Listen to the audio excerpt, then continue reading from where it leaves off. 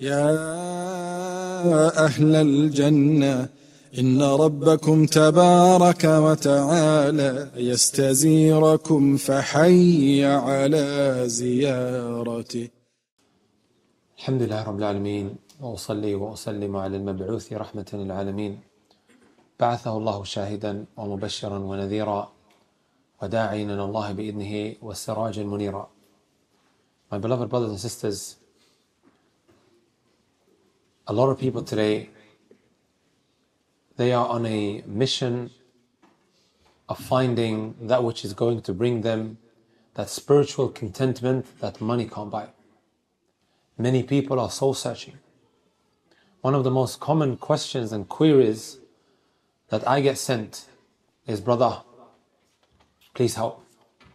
I'm spiritually dead, I'm spiritually empty. I'm not satisfied in my life, even though they have the glitters and the glamours of this world.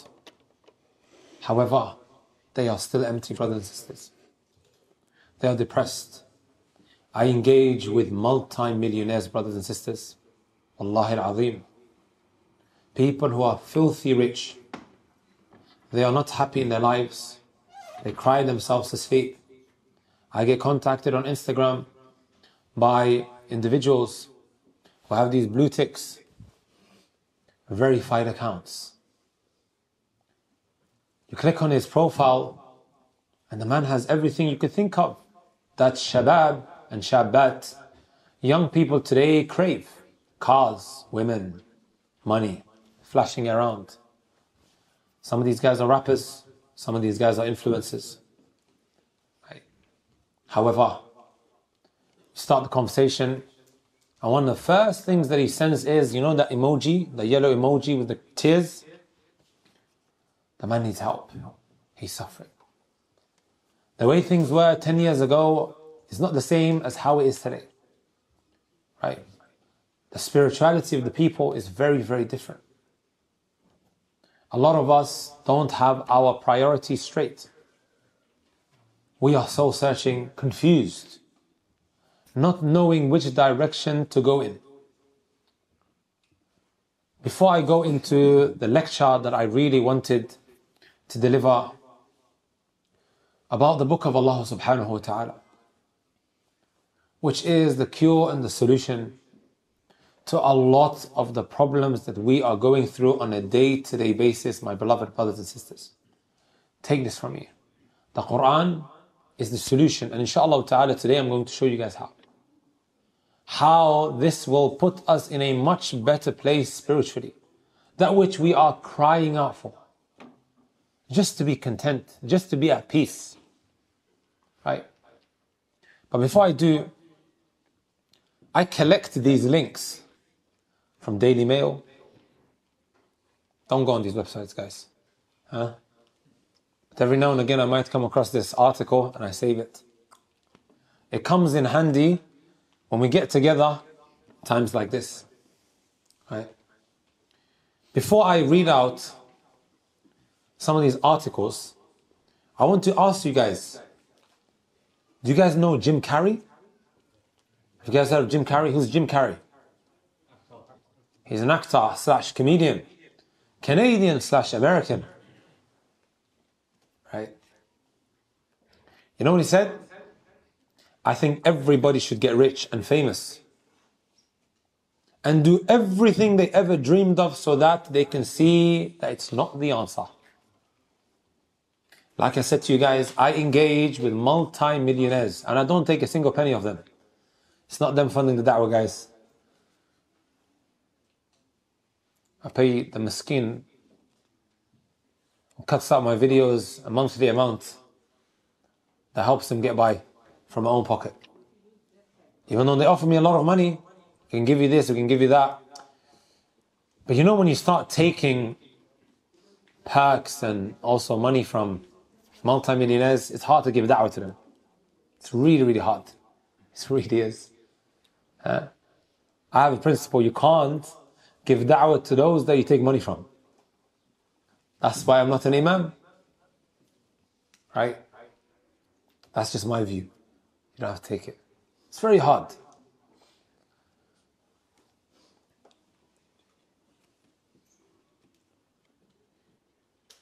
I found this on the Daily Mail. It said, about 70% of people who suddenly receive a windfall of cash, like they win the lottery, will lose it within a few years.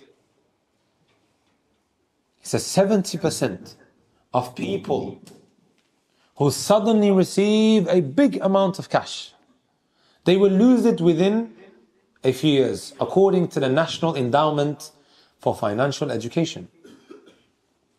Lotto lout Michael Carroll makes double suicide attempt after squandering 9.7 million jackpot. Like, if I had that money, guys, try and take the da'wah to another level. We'll take over the world. Inshallah. Carol, an alcoholic who is now on benefits. 9.7 million pounds he has squandered, guys. He is now on benefits. I think a lot of people on benefits in this area, sah? Is that true? Allahu A'lam. Who is now on benefits after blowing his winnings. By the way, there's nothing wrong with taking benefits. It becomes a problem when you start cheating the government. So I don't know why you guys are laughing. Benefits, take it. People lose their jobs. Becomes a problem when you start claiming to be single, and then the husband is creeping in through the window, claiming that you're single just so you can get extra pounds. And but when you lose your job, if they are saying we will give you X, Y, and Z, if this is your situation or your condition, ma fi shay.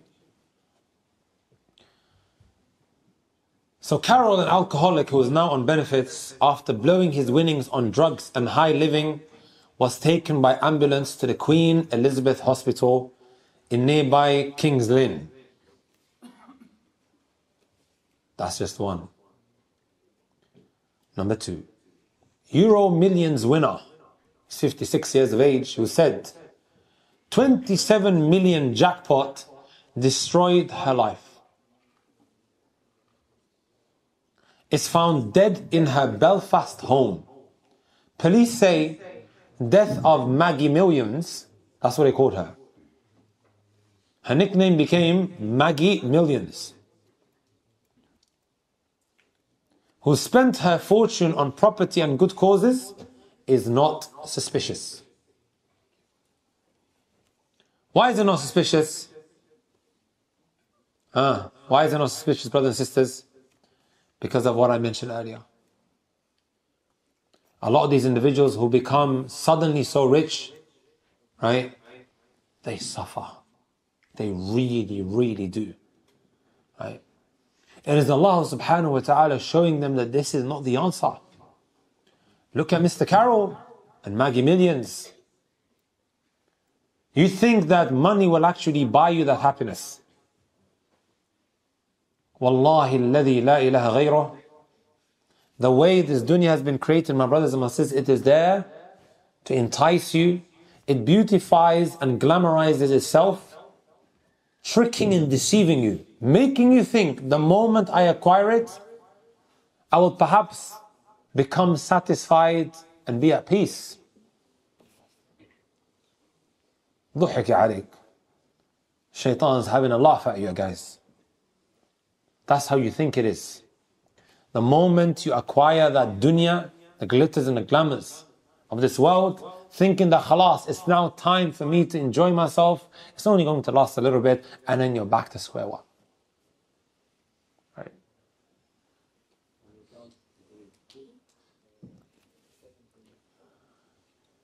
So why do they say that this is not suspicious?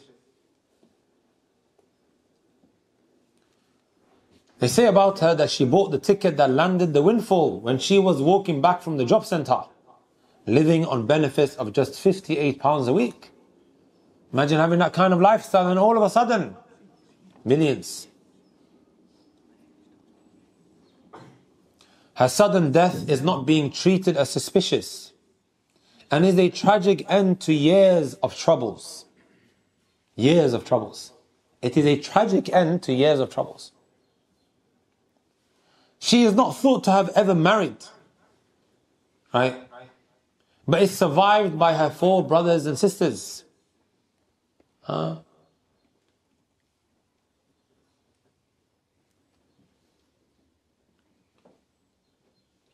Allahumma sta'an. Her good luck saw Mrs. Luffrey, dubbed Maggie Millions, and allowed her to buy a property empire including a 125,000 bungalow, a pub, and a former Milltown leisure centre. And she gave at least half away to good causes. But she was sectioned 4 months after the draw and later described life as a multi-millionaire as if there is a hell. I have been in it, she says. No, you still got the other hell waiting for you. It has been that bad. Miss Luffrey, dubbed Maggie Millions, later claimed people had stolen millions from her, adding, "I regret winning the lottery." Of course I do. I was a happy person before. I'm a human being. And all it has done is destroy my life. At the most recent counts, she said she only had 5 million left and remarked, "You can't take your money with you. There is no shroud with pockets." Rings a bell, right? Can't take your millions with you. You know the shroud? The white thing that you are covered with before you are admitted into that grave doesn't have pockets. Who told us this, my brothers and my sisters? But I'll guarantee you guys, me mentioning this is going to strike a chord. Because it's someone that lived amongst us. Messenger sallallahu alayhi wasallam, 1400 years ago, or more than 1400 years ago, uttered these statements. Right? يَتْبَعُ الْمَيِّتَ ثَلَاث. When one passes away, 3 things follow him. 1 stays and 2 come back. What are the 2 that comes back? His mal, his wealth, and also what? Those who dropped him off from his family members. And the only thing that stays is what? Good deeds.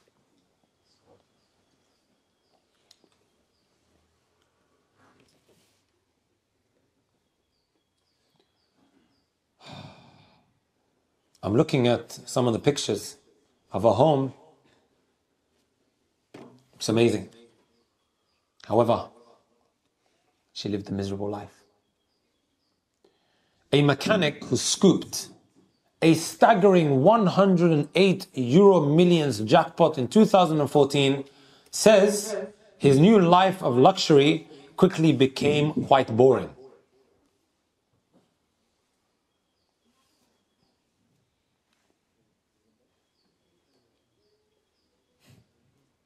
A life of luxury with mansions and supercars, boring. Have you guys heard of Francesco Totti? You millennials probably won't remember. I won't ever know, I think. Some of our elders, right?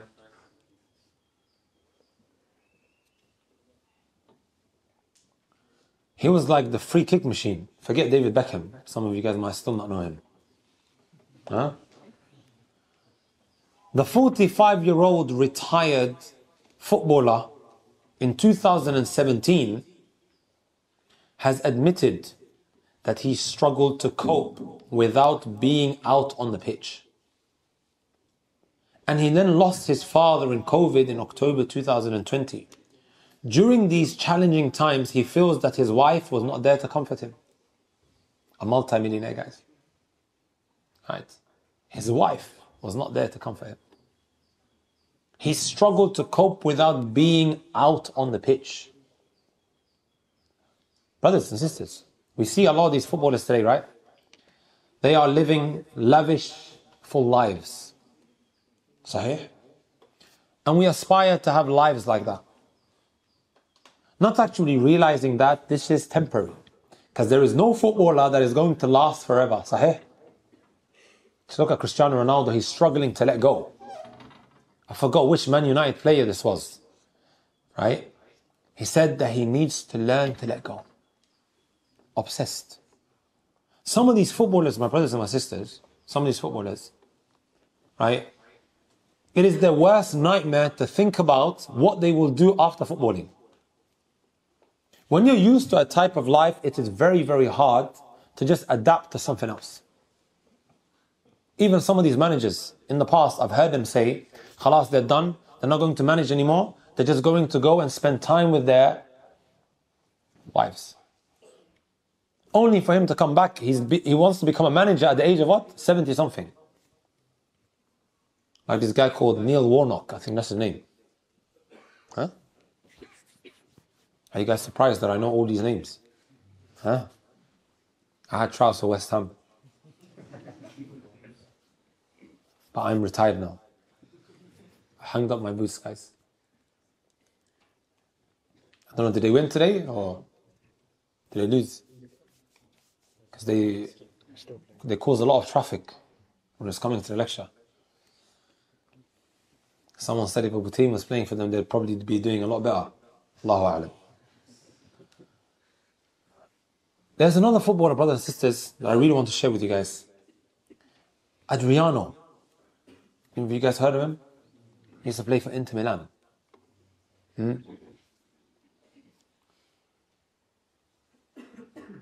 He netted 74 goals in 177 matches for Inter before injuries and the death of his father, who raised him in one of Rio's, yani Rio de Janeiro, toughest favelas, caused a downward spiral into depression and booze. The forward recalled an interview with R7 magazine. Look what he says. I felt very lonely after his death. Everything got worse because I isolated myself. I was alone in Italy, sad and depressed.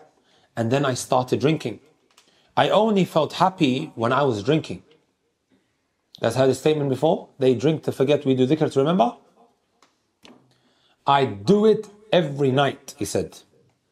I drank everything. I could get my hands on wine. Sorry, he says, I drank everything I could get my hands on. Wine, whiskey, vodka, beer, lots of beer. وهكذا يا أخوة. This is the state of a lot of these multi-millionaires. A brother came up to me after the lecture that I gave in Edmonton Islamic Center. One of the points that I mentioned was when you sin, it affects your provision. It affects your financial situation, guys. I think I talked about it last time around when I came to this masjid, right? When I went through some of the consequences and effects of sins. So he said to me, why is it that all of these kuffar, all these non-Muslims, right?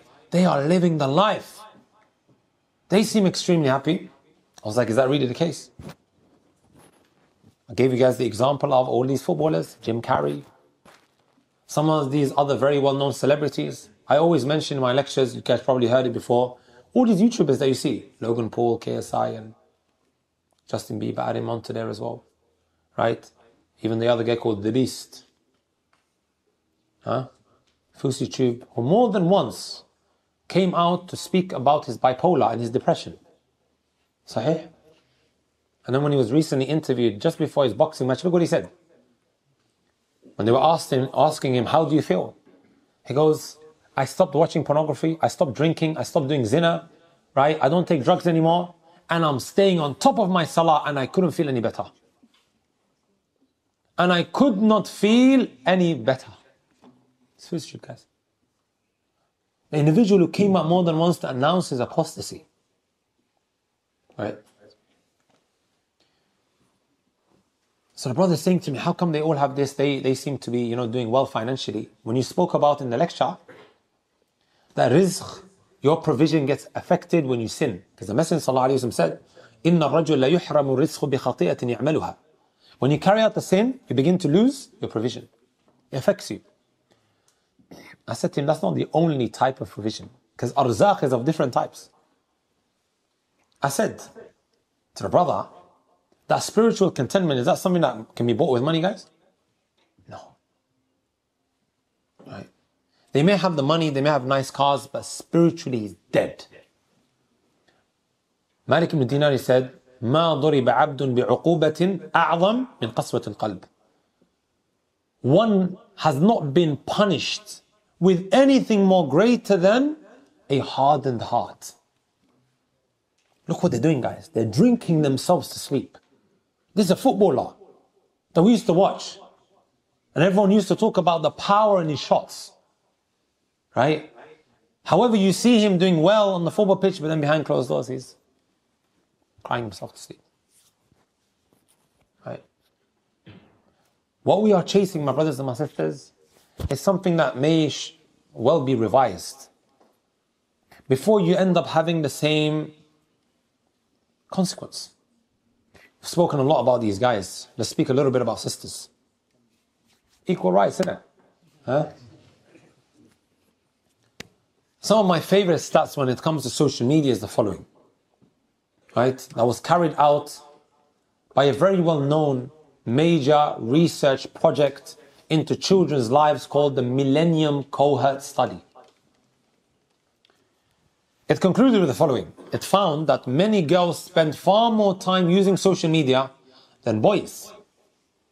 And also that they are much more likely to display signs of depression linked to their interaction on platforms such as Instagram, WhatsApp, and Facebook.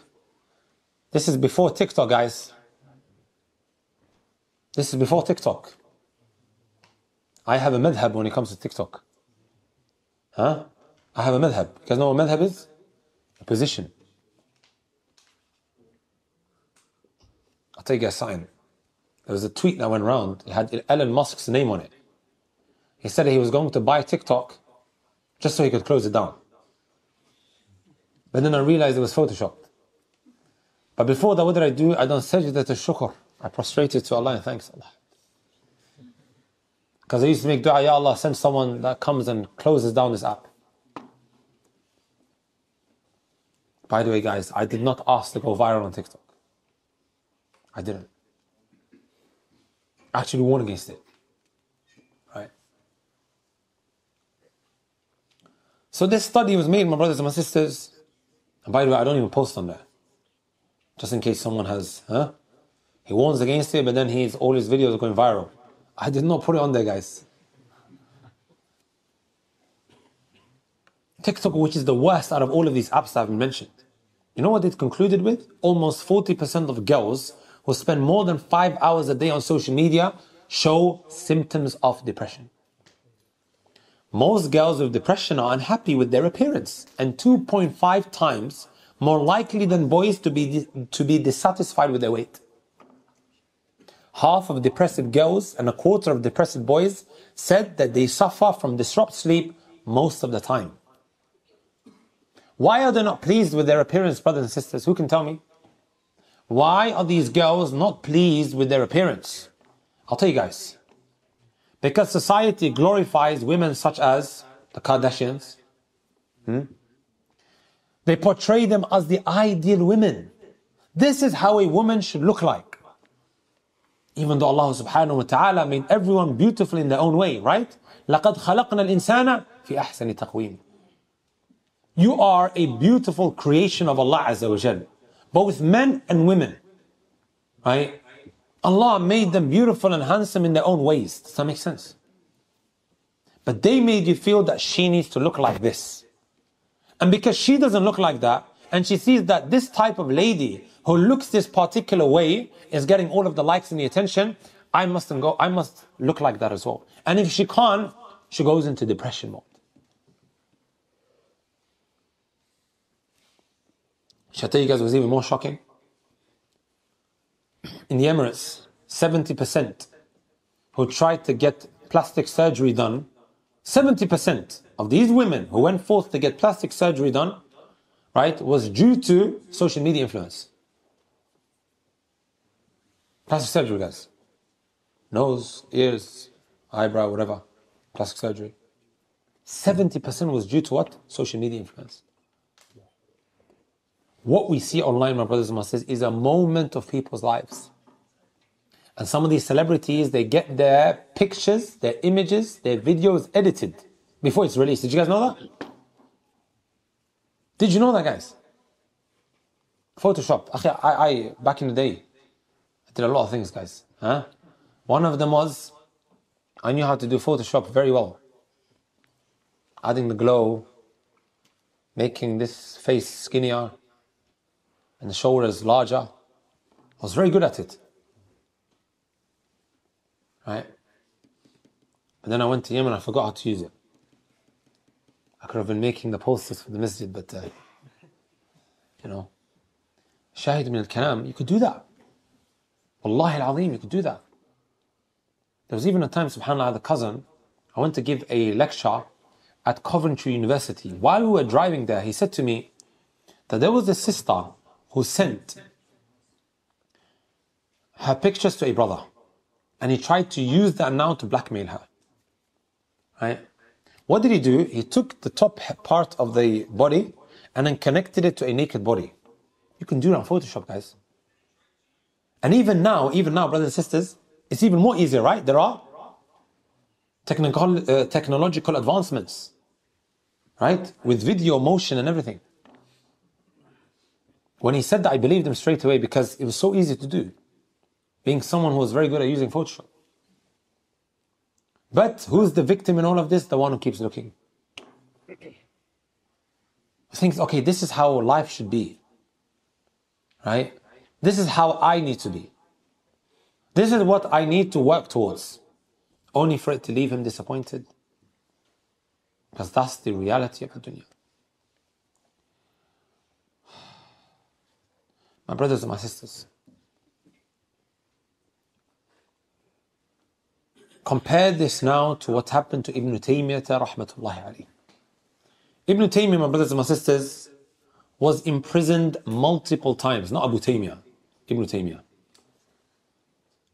Passed away over 700 years ago. Multiple times. He actually died in prison. We tend to quote Ibn Taymiyyah a lot. His works were magnificent. Wallahi, absolutely amazing. I come across some of his statements that he uttered over 700 years ago. Wallahi, would be the solution to some of the problems that we have today. Well, in fact, a lot of the problems. Allah Azza wa Jal gave him a dhaka. It is as if he's living amongst us with some of the advices that he's giving. Anyways, when he was in prison the last time round, قرأ ابن تيمية في سجنه 80 ختمة. He finished the Quran 8 times. And then the 81st time, فانتهى إلى قوله تعالى, the last verse that he uttered was when Allah Azza wa Jalla said, إن المتقين في جنات ونهر. Allahu Akbar. The muttaqeen, the pious. في جنات ونهر. They will be granted gardens and rivers. في مقعد صدق عند مليك مقتدر. Allahu Akbar. They will have a station, right, with Allah subhanahu wa ta'ala. After that, Allah subhanahu wa ta'ala took his soul. After that, Allah subhanahu wa ta'ala took his soul. Right? He is in solitary confinement. That's what they call it. Right? He's inside of solitary confinement. Right? However, he's reading Quran, reading Quran, reading Quran, reading Quran. Why? Because the Quran is giving him that peace and that contentment which cannot be bought with money. Compared to all of these guys who have spacious homes, who are filthy rich, who live lavish lifestyles. This man dies in prison, having recited the Quran 80 times and an 81th time, إِنَّ الْمُتَّقِينَ فِي جَنَّاتٍ وَنَهَرٍ. This is the same individual who would say, مَا يَفْعَلُ أَعْدَائِ بِي. What can my enemies do to me? Right? What can my enemies do to me? If they kill me, I die as a martyr. If they exile me, it will be siyaha. I'll go travel. Well, traveling has benefits, brothers and sisters. Right? Sometimes just, contemplating and reflecting on the scenery, Allah. And if they imprison me, khalwa, I'll be alone with Allah. to be in solitary confinement, he is looking at it as a blessing because of Allah, and I'm going to read Quran. It's an opportunity to busy myself with the book of Allah subhanahu wa ta'ala. Allahu Akbar.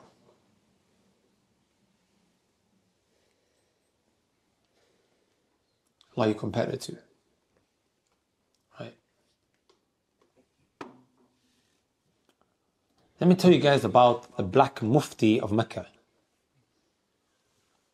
The Black Mufti of Mecca. With racism rampant, it wasn't just the collar that was stacked up against him, right? The odds that were stacked up against him. Ibn al-Mulaqqin rahmatullahi alayhi says about Ata ibn Abi Rabah, who, just to let you guys know, was the student of Abdullah ibn Abbas, who was the cousin of the Messenger sallallahu alayhi wa sallam. Ata ibn Abi Rabah, student of Abdullah ibn Abbas, right? Do you know how his appearance was, guys? He was a black Abyssinian. A'war, couldn't see properly. Aftas, pug-nosed. Ashal, he was paralyzed. A'raj, used to limp. La mar'ata lahu, he didn't have a wife. Min ahli Makkah, he was from the people of Mecca. ثم عمي بآخره, and then he became blind at the end of his life. But he was the Black Mufti of Mecca. ولكن العلم والعمل به رفعه. But you know what raised him, guys, in the eyes of the people? Knowledge. This man was extremely knowledgeable when it came to the Quran and acting upon it. You guys heard of Abdullah ibn Umar radiallahu ta'ala anhuma? Who was he? The son of who? Of Umar ibn Khattab radiallahu ta'ala anhu. Do you know who narrated the most hadith? Who was number one? Abu Hurairah. Who was number two? Abdullah ibn Umar. Suyuti, he says in his Alfiyya, وَالْمُكْثِرُونَ فِي رِوَايَةِ الْأَثَرِ Abu Hurairah يلي ibn Umar. The one who narrated the most hadith was Abu Hurairah, and then Abdullah ibn Umar. Right? Abdullah ibn Umar, guys. An Arab. A Qurashi. Right? He would come to Mecca, and then people would come rushing towards him to ask questions. He said, تَجْمَعُونَ لِي الْمَسَائِلِ, you want to bring me all of your issues. وَفِيكُمْ عَطَاء ibn Abi Rabah, I know you have Ata ibn Abi Rabah amongst you. Why are you guys coming to me for? You have him amongst you, go to him.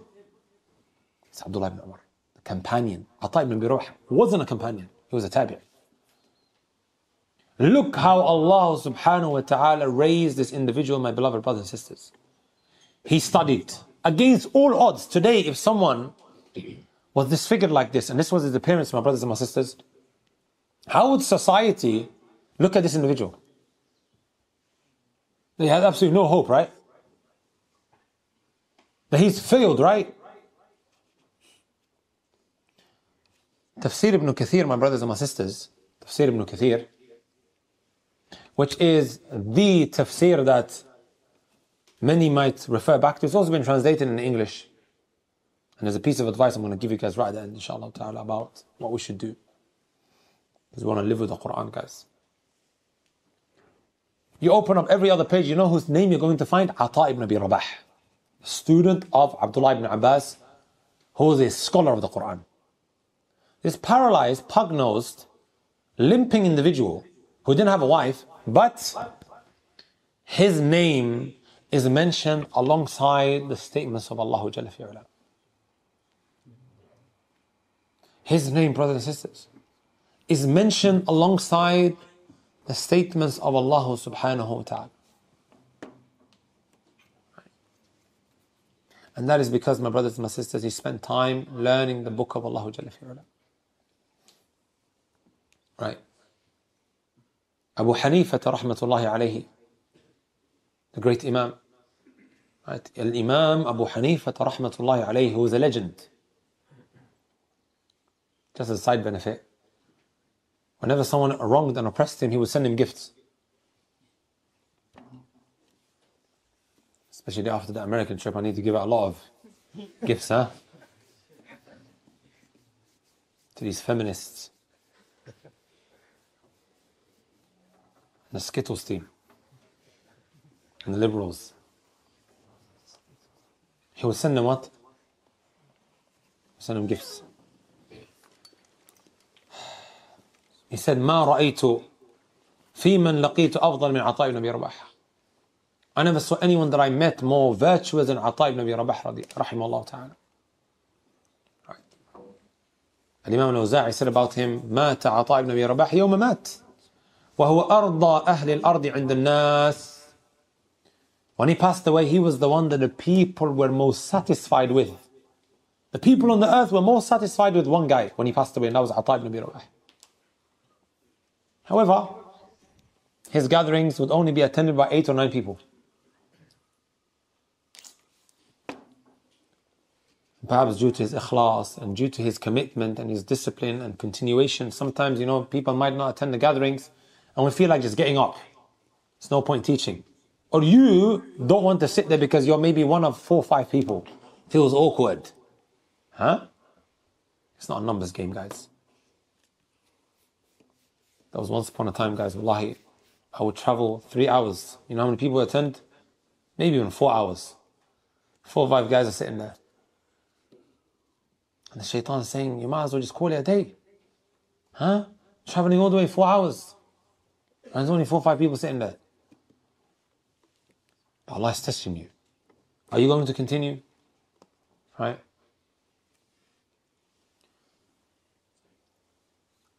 There's other individuals, my brothers and my sisters, that I could mention pertaining to who are role models to every single one of us, guys. Allah Azza wa Jal raises people because of the Quran. إِنَّ اللَّهَ يَرْفَعُ بِهَذَا الْقُرْآنِ أَقْوَامًا وَيَضَعُ بِهِ آخَرِينَ. Allah raises people due to their relationship with the book of Allah subhanahu wa ta'ala. Right? It is the answer that we are looking for to a lot of our problems. If we just take a couple of verses, my brothers and my sisters, right? A couple of verses. All these multi-billionaires or millionaires, look how their problems could be solved so quickly. Allah says in the Quran, من عمل صالحا من ذكر أو أنثى وهو مؤمن فلنحيينه حياة طيبة. Whoever from the male and the female, they do good deeds, right? And they come with iman, we will give them a happy, satisfactory life. Allah says in the Quran also, وَمَنْ أَعْرَضَ عَنْ ذِكْرِي فَإِنَّ لَهُ مَعِيشَةً ضَنْكًا. Whoever turns away from my remembrance, I will give that individual a depressed life. I will give that individual a depressed life. You know, my brothers and my sisters, we spoke a little bit about Ibn Taymiyyah rahmatullahi alayhi and how he read the Quran 80 times and then the 81st time he passed away. This individual who left behind so much turath, he left behind his legacy. His books are there for everyone to see, which he didn't write. Well, he didn't write a lot of them. You see today, like the Majmu', it was a compilation of letters that he used to write. It is filled with verses from the top of his head that he would mention inside of his fatawa. You know what he says? وَنَدِمْتُ عَلَى تَضِيعِ أَكْثَرَ أَوْقَاتِي فِي غَيْرِ مَعَانِ الْقُرْآنِ. Because I began to really regret that I wasted a lot of my life not spending it with the Quran. That's him, guys. This is Ibn Taymiyyah. And then he utters this. Have you guys heard of Shaykh Ibn Uthaymeen? One of the contemporary mountains of the deen. Right? In Qasim, Buraidah, they have a whole bookstore that just has the books of Shaykh Ibn Uthaymeen. They print it, they write it up. They print his books. Wallah, it's a whole library, guys. He even gave a lot of time and concern to explaining the book of Allah Jalla fi'ula.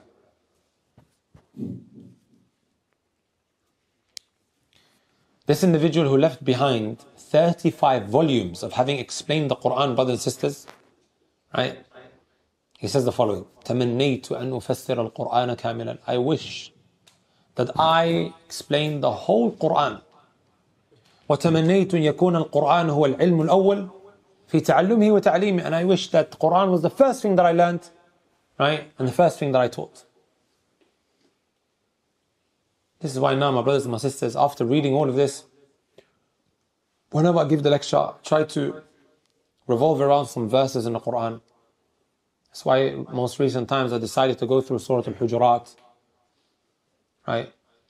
Surah Yusuf. We did a whole university tour where I went past 27 secular universities, which some of these blue-head feminists tried to shut down, but they failed. Huh? It was about Surah Yusuf. Surah Yusuf melts your heart, guys. Some scholars will even say there's not a person who's going through sadness that reads Surah Yusuf except that his sadness will disappear. You can find it on my YouTube channel. We took some parts out of it. We barely even got into it. Alhamdulillah, it was a big hit with a lot of the students. Did anyone come to that? Universities?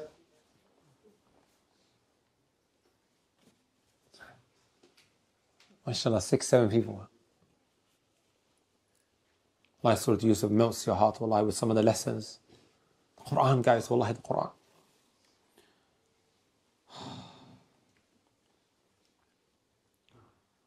Ibn al-Qayyim rahmatullahi alayhi, my brothers and my sisters, he says the following: هو الشفاء التام من جميع الأدواء القلبية والبدنية وأدواء الدنيا والآخرة. He says, it is the complete cure from all of the different ailments and sicknesses, whether they are the sicknesses of the heart or the sicknesses of the body, right? وأدواء الدنيا والآخرة, the sicknesses of the dunya and likewise the hereafter. It is the Quran. Right? Ibn Uthaymin rahmatullahi alayhi says this. You know, I try to just stand over this and give it some thought, guys. You know, how this even could come to someone's mind. He said, مهما طلبت من الأطباء أن يزول عنك ما في قلبك فلن تجد مثل القرآن. No matter how much you try with the doctors, and no matter how much they try to remove the sicknesses inside of your heart, you'll never be able to find anything like the Quran. You'll never be able to find anything like the Quran. Right? Ibn Uthaymin was in hospital at the end of his life. You know what would make him happy? Like, he's on his deathbed, guys, right? He's sick and he's ill. But he still wants to give his class. He still wants to teach. So they connected, while he was teaching in the Prophet ﷺ's masjid, right? He used to teach there. They connected the mic all the way to the hospital.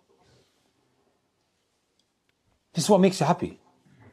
Wallahi, when you've tasted the sweetness of a certain something, my brothers and my sisters, like the Quran, like knowledge, you will find a brother who barely has anything, guys. He's living in Al-Medina. 840 riyals is how much the allowance is. 840 riyals. How much is that in pounds, guys? Huh? Less than 200 pounds. But he's so content. He's in dreamland.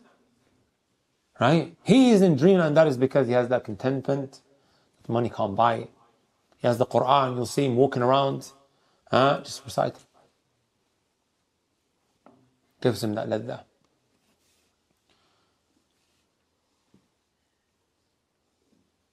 Ibn Taymiyyah rahmatullahi alayhi says the following: ما رأيت شيئا يغذي العقل والروح ويحفظ الجسم ويضمن السعادة. You want happiness? Look what he's about to say.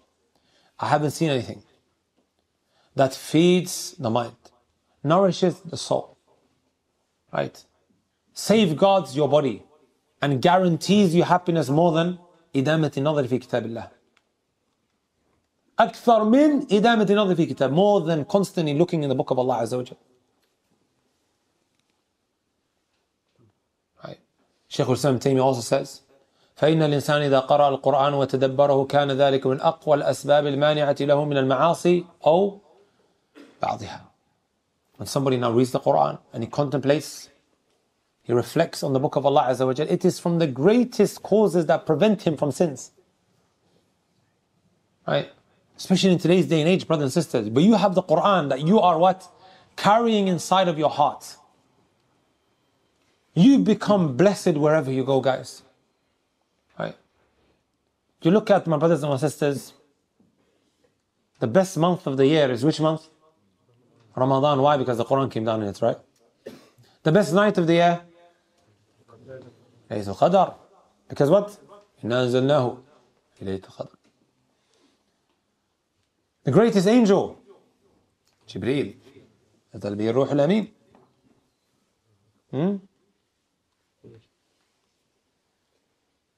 Greatest prophet, Sallallahu Alaihi Wasallam, the Quran.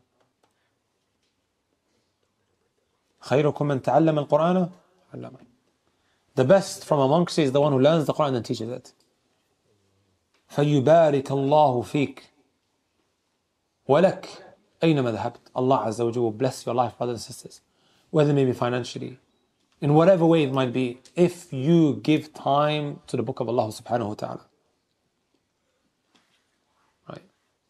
Abshir. To conclude, my brothers and my sisters, to conclude,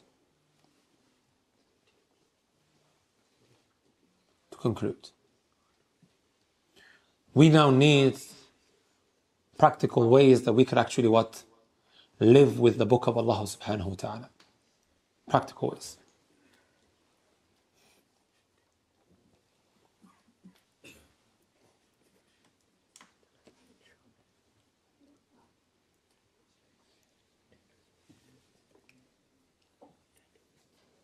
My brothers and my sisters, put your hand up if you can't find 130 pounds.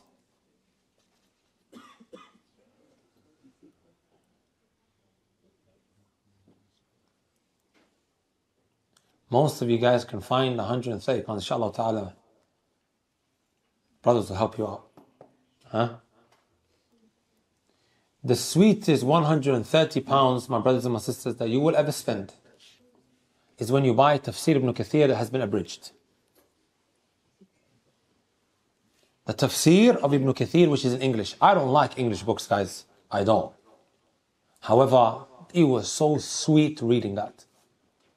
I don't know, maybe because it was the interpretation of the Quran. It tasted very sweetly, right? But generally speaking, I don't like reading English books. I really don't. Wallahi, guys, the way it's been written is not even old-fashioned English, right?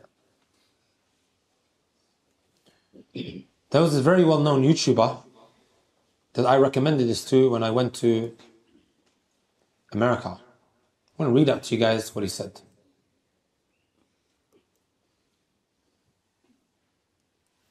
Subhanallah, Habibi, Allah inspired my heart last night, brother. I started from volume 1 and wallahi, I've learned so much about Surah Fatiha already. Like, its value has shot up even more, alhamdulillah. Inshallah, my intentions are to learn more and read more every night. I'll shoot over questions for sure, bro. Jazakallahu khairan for being available for help. And he asked, how did Ohio go?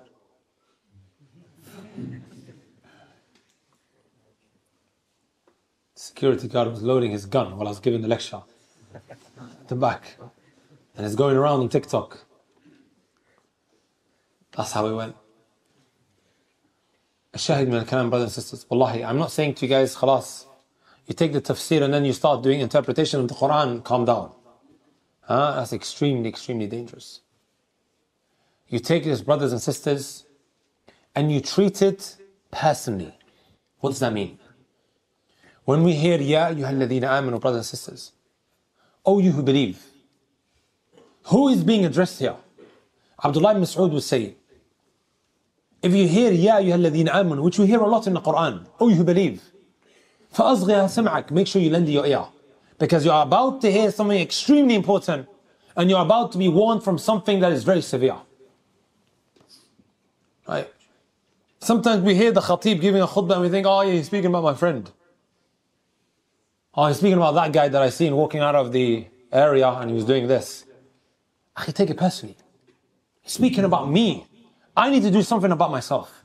I need to better myself. Does that make sense, brothers and sisters? When we look at the Quran, right, in a way that we are being addressed, wallahi, we will have a completely different attitude to the reminders that we are given. And inshallah ta'ala, this is the case with everybody here who has attended, right? Who is here to better himself, who came here because they know that I need to do something about myself, especially before the month of Ramadan, right? Don't wait till Ramadan, guys. Earlier in Edmonton Islamic Center, I was telling them there are two kinds of people. There's a person, my brothers and my sisters, who uses the month of Ramadan as a stepping stone to get better. It is extremely wrong for you to refer to him as a Ramadan Muslim. A sister starts wearing hijab in the month of Ramadan, they're saying Ramadan Muslim. Oh, look at her, she doesn't wear hijab. Bobby started wearing hijab. Fear Allah. Or a brother now started practicing in the month of Ramadan. Of course, why not? The scene has been set, right? The doors of Jannah have been swung open and the doors of hellfire have been slammed shut. And the shayateen are locked up. It's more easier to do well, right? However, some of us, we leave it till the beginning of Ramadan, and by the time we get into gear, it's already too late. Because it takes time, guys, to sometimes adapt. Does that make sense? We have to do it right now, brothers and sisters. Right? This tafsir will really, really help put you in the right direction. Number two, my brothers and my sisters. A scholar was asked, how were the Salaf? When I say Salaf, I'm referring to the three golden generations. Not people who are breathing today. How were they when it came to the Quran? You know what his response was? How you guys are with your phones. How you guys are today with your phones. Right? Just 24 hours on Snapchat. I like this, gets posted on Twitter. Right? Just literally everything that comes to mind, put it out on Twitter. The app, if you want to get cancelled, is that one.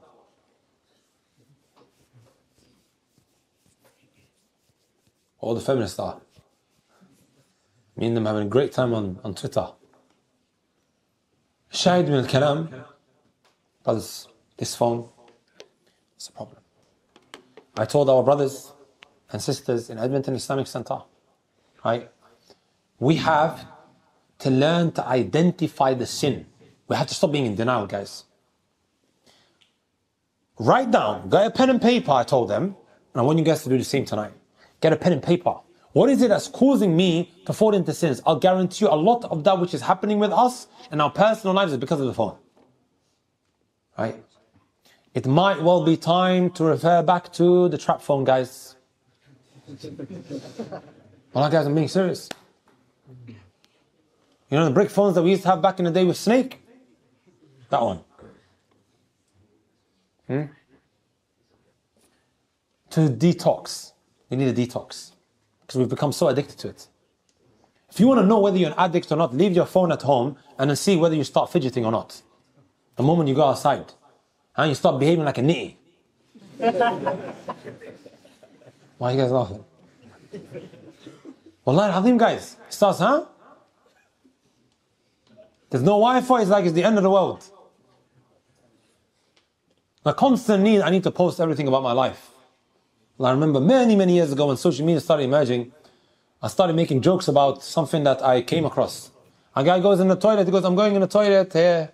It comes out, I've just left. This is the life of some people, right? It might not necessarily be toilet related, but everything he's doing is writing it down. Sahih? Guys, 20 days you may need to detox. Before the month of Ramadan destroys, before your phone destroys the month of Ramadan, guys, now. Right? The amount we spend holding our phones, let's do that with the Mus'haf. Shaitan might say to an addict, I'm specifically saying an addict, that you could use your phone for the Quran. But then you get the Snap notification, the Instagram notification, The WhatsApp notification, and by the way guys, if you want to move away from this addiction, take off all your notifications. And then you can just, while you're reading Quran, maybe just one page, you're getting hundreds of notifications, you've already gone back and forth, back and forth, back and forth. Can we live without our phones, guys? Without shadow of a doubt. We can. Stop telling yourself that it's a must and you can't live without it. You are your first enemy when you behave like that. Right? Does that make sense? There's a lot of points that can be mentioned, but I've run out of time.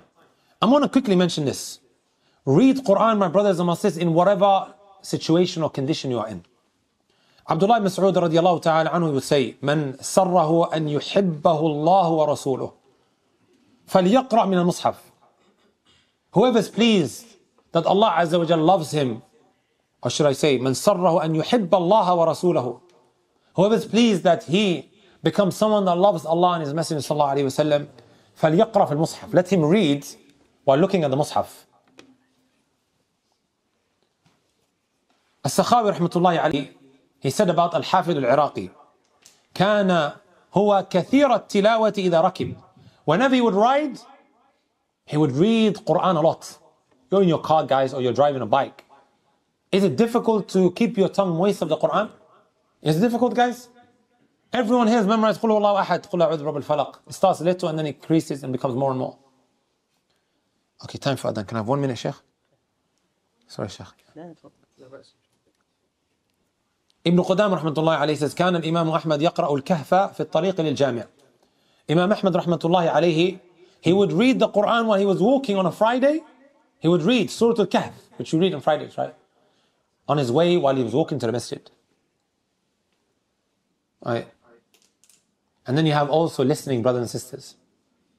Ibn Abbas radiallahu ta'ala anhu, he said, من استمع آية من كتاب الله كانت له نورا يوم القيامة.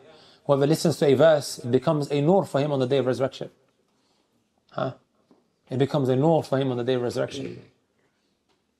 May Allah subhanahu wa ta'ala bless every single one of you. And clean our hearts and purify it from music. Right? You have the Quran that will enlighten your heart, and you have the music that does the complete opposite. Abdullah ibn Mas'ud radiallahu ta'ala anhuma, he said, Al-ghina yumbitu an-nifaqa fil qalb. The ghina, the music, it causes hypocrisy to grow in your heart. Right? And then he talks about the person, my brothers and my sisters, who struggles to recite the book of Allah Azza wa Jal. He struggles. He has issues. It has tied him down. Like a friend of mine who was from one of the European countries, I begged him come to the haram. He would promise me every day I'm going to come. But then he's tied in his room. He would say, something is stopping me from leaving the room. And that was the sins, brothers and sisters, because later on he admitted to me, when he was in Al-Medina, they had a girlfriend back home. You know. Also it affects your salah, brothers and sisters. He says, فَقَلَّ مَنْ تَجِدْ. You will barely find someone who listens to music except that he's lazy when it comes to the salah. He prays quickly. Right? That's his state. This is what the music does to an individual. Jazakumullah khairan, my brothers and my sisters. I just want to say a big thanks to our mashayikh, our imma, who are always so kind to facilitate this program in this very beautiful masjid. I told the brothers as we were driving in, Ilford is one thing, when you get into the area of the masjid is another. They were like, are we still in London? There's horses. Wallah, it's always beautiful coming here. It's really, really nice. May Allah Azza wa Jalla bless you all. Right, and benefit from your mashayikh and the elders that you guys have here. Right, and if we don't see each other, we'll see each other in Jannah. Ameen. Again, brothers, lovely, and sisters, to see the masjid so packed, wallahi, on a Sunday afternoon while West Ham was playing. I think you guys all support them. East London, right? Jazakumullah khairan wa ahsanallahu ilaykum. Assalamu alaikum wa rahmatullahi wa barakatuh.